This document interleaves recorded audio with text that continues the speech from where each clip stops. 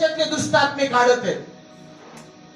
हे किती लोकांचे हाल चालू आहे, किती लोकांना कळतंय. येस, सगळ्या वेळा प्रार्थना खरी आहे. प्रार्थना खरी आहे. प्रार्थनेद्वारे प्रार्थनेद्वारे देवाशी बोलून, देवाशी बोलून, देवाकडे प्रार्थना करून, देवाकडे प्रार्थना करून शांतीने शांतीने हे सगळं माझ्या जीवनातून निघून जाईल. येस, आज जर कोणाला सत्य कळालं नाही, प्रभू कळालं नाही, या गोष्टीत त्यांचा नाश होतोय.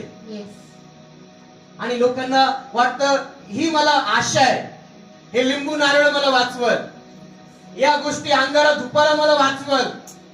प्लीज ऐका, बायबल सांगतं देव आत्मा आहे आणि सैतान पण आत्मा आहे. आणि जर तुम्हाला सैतानाविरुद्ध उभं राहायचंय, या अंधकाराच्या शक्ती विरुद्ध तुम्हाला उभं राहायचंय, तर तुला देवाच्या सामर्थ्याची गरज आहे. येस. आणि बायबल काय सांगतं, सैतानाच्या कपट युक्ती विरुद्ध उभं राहायचंय तर तुम्हाला तुला शक्तिमान देवाच्या व्हावं लागेल. सामर्थ्याची गरज आहे. येस.